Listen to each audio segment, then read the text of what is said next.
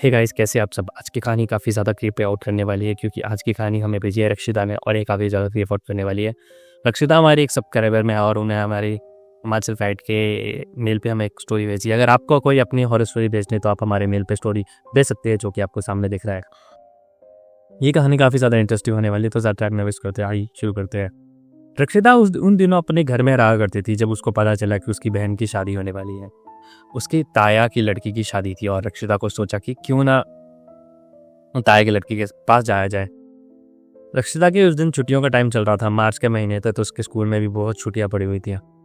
गर्मियों के दिन थे तो शादी भी उस समय की मार्च जून में आज लड़की की शादी थी। ये सब कुछ देखने के बाद रक्षिता को लगा कि क्या पता, मतलब अब मेरी दीदी मेरे से दूर चली जाएगी तो उनके साथ कुछ समय बिता लिया जाए। दीदी की शादी के रक्षिता लेकर बहुत ज़्यादा खुश थी।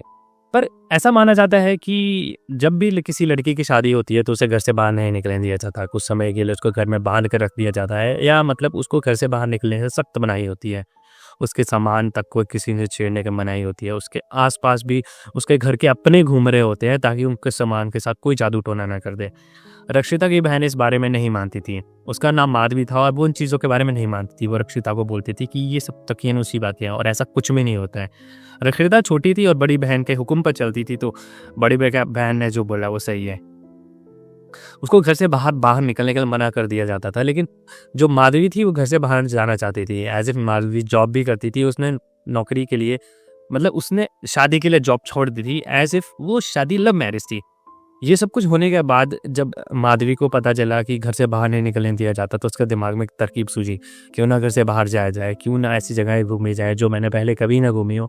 और वैसे ही मेरे घर में अब बहुत कम समय बचा है, मुझे तो अपनी पूरी लाइफ जीने का मौका देना चाहिए, मुझे इंडिपेंडेंस चाहिए। तो वो घर से बाहर घूमने के लिए निकल गई। साथ में वो रक्षिता को भी लेकर गई। माधवी जगह जगह घूमी, कहीं उन्होंने गोलगप्पे खाए, कहीं उन्होंने मोमोज खाए, बहुत जगह घूमी। और जो रक्षिता थी उसको बहुत मजा आने पड़ा दीदी के साथ घूमने के लिए। दीदी जहाँ जाती वहाँ जाने के लिए वो तैयार रहती।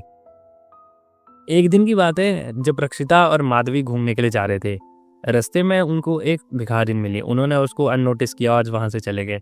थोड़ी देर के बाद वो जब बस स्टॉप पे खड़े रहे तो वहां पे वो भिखारिन दोबारा से आई और उनसे भीख मांगने लगी।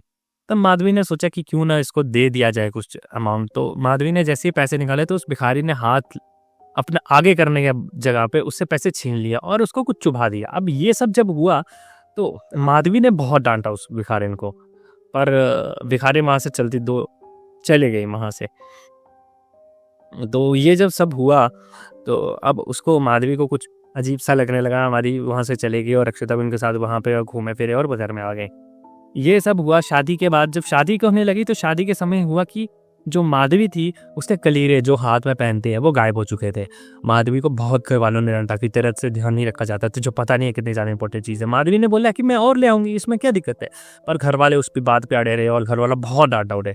फिर आखिरकार उन्होंने नए कलीरे लाए और पुराने कलीरे कहीं गायब हो गए थे। कुछ समय के बाद शादी के समय से पहले वो कलीरे भी मिल गए। अब माधवी को लगा कि क्यों ना वही कलीरे पहन लिए जाए, क्योंकि घर वाले तो उसको डांट रहे। वो कलीरे पहन कर आ गई। उस पर भी घर वालों ने बहुत डांटा कि तेरे को अब कलीरे मिले कहाँ से, ये कलीरे तेरे को मिले कहाँ से, और तूने पहन लिए हैं, तूने हमें बिना बताए पहन लिए, वो नए कलीरे क्यों नहीं पहने।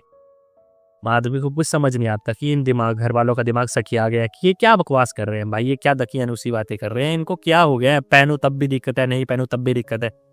ऐसे करते करते माधवी की शादी हो गई। रक्षिता भी अपने घर चली गई। अब ये जब सब हुआ तो शादी के बाद क्या होने लगा कि जब भी माधवी जो है उसके साथ अपने पति के साथ सोने लगती तो माधवी को कुछ होने लगता।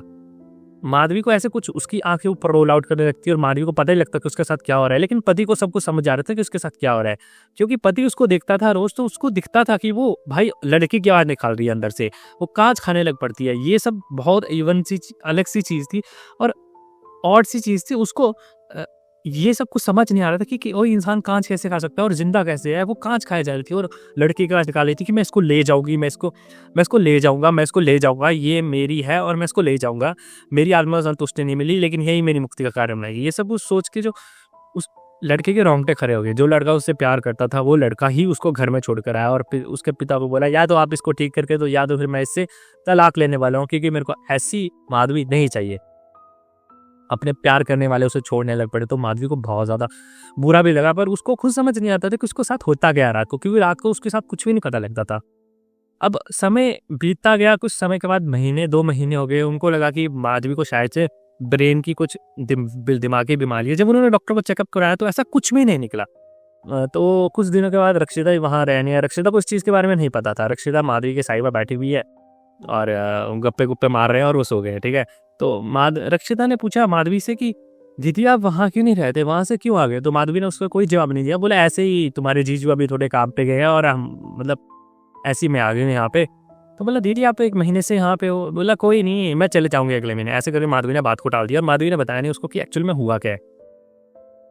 जब रात को वो सोने लगे, क्योंकि माधवी को थोड़ा-थोड़ा ठीक होने लग पड़ी थी, माधवी अब नहीं करती रात को, लेकिन रात को सोने लगे तो रक्षिता अचानक से सुनती है कि किसी के रोने और बिलखने की आवाज़ आ रही है। वो देखती है तो माधवी बहुत तरीके से क्रीपी आउट से जो रूम का टेबल है उसमें बैठी हुई है और रो रही है, बिलख रही है। और थोड़ी देर बाद वो देखती है तो वो कुछ अजीब सी मिट्टी खा रही है।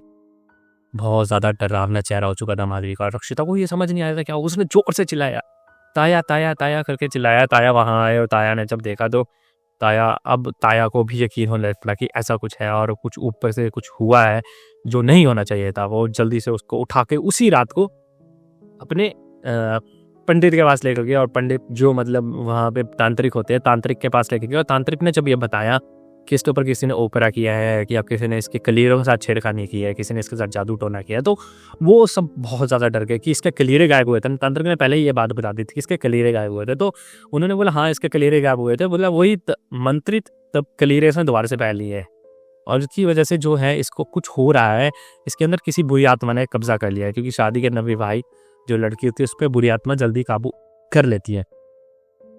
और जब उन्होंने उस पर मंत्र वगैरह फूंके तो वो वहाँ से उसके अंदर से एक लड़के की आवाज़ आने लगी, फटी फटी सी आवाज़, जो लड़कों की होती है, अजीब सी आवाज़, क्रीपी सी वो आवाज़ आने लगी। और वो बोलने लगी कि मैं ऐसा ऐसा मेरा नाम है और मैं नदी में जो है तैरते तैरते मर गया था, मतलब नदी में डूब के मर गया था और मेरी जो आत्मा है मुझे उसको नहीं मिली, शांति नहीं मिली, तो मैं इसको अपने साथ लेने आया हूँ और शायद मेरी ये मुक्ति का कारण बने।